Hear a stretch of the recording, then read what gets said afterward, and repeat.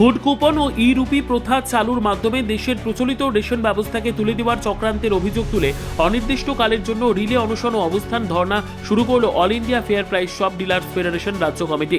সোমবার বেলা 1টা নাগাদ কলকাতার খাদ্য ভবনের সামনেই কর্মসূচি শুরু হয়। সংগঠনের পক্ষ থেকে কেন্দ্র ও রাজ্য সরকারের বৈষম্যমূলক আচরণের প্রতিবাদে এই আন্দোলনের ডাক দেওয়া হয়েছে। রেশন ব্যবস্থার বর্তমান কাঠামো বজায় রাখা, ডিলারদের স্বার্থ সুরক্ষা কমিশন বৃদ্ধি এবং গ্রাহক পরিষেবার ধারাবাহিকতা বজায় রাখার দাবিতে এই রিলে অনশন ও অবস্থান কর্মসূচি অনির্দিষ্টকাল চলবে বলে জানানো হয়েছে। সারা রাজ্যের সঙ্গে সঙ্গে এই দিনের কর্মসূচিতে দক্ষিণ দিনাজপুর জেলার একাধিক রেশন ডিলার অংশ নেন।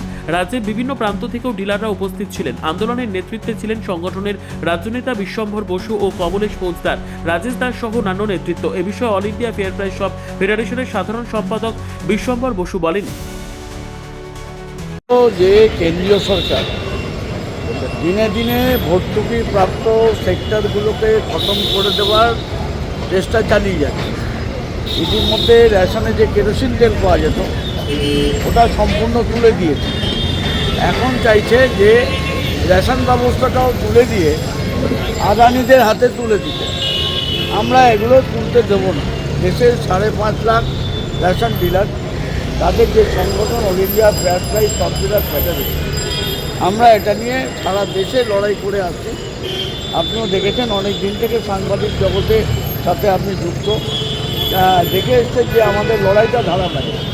এই যে ডাইরেক্ট বেনিফিট ট্রান্সফার, গতকাল সকাল 11টার সময় আমাদের কেন্দ্রীয় স্বরাষ্ট্রমন্ত্রী অমিত শাহজি এবং আমাদের কেন্দ্রীয় খাদ্যমন্ত্রী প্রহ্লাদ যোশী এরা গুজরাটে গিয়ে এই ফুড কুপন ই রুপি প্রথা চালু করেন।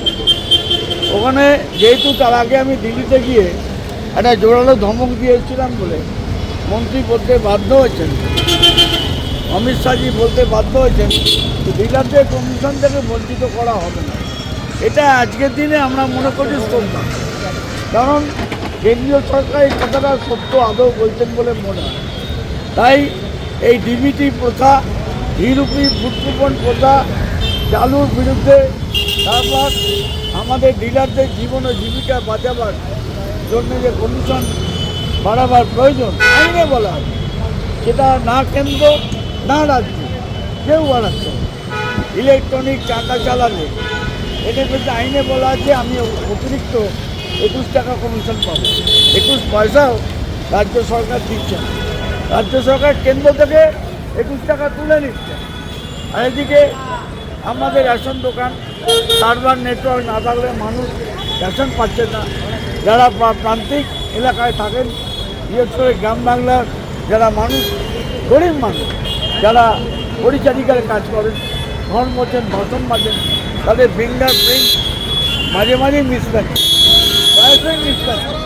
এই ফিঙ্গার প্রিন্ট যাতে না মিললেও আমরা অল্টারনেটিভভাবে রেশন দিতে পারি, মানুষকে হয়রানির হাত থেকে বাঁচাতে পারি, তার জন্যই আজকে আমরা আবার এই বিধানসভা নির্বাচনের দরকারে রাজ্যের খাদ্য দপ্তরের কাছে, খাদ্যমন্ত্রীর কাছে আমরা আমাদের দুঃখ কষ্ট জানাচ্ছি।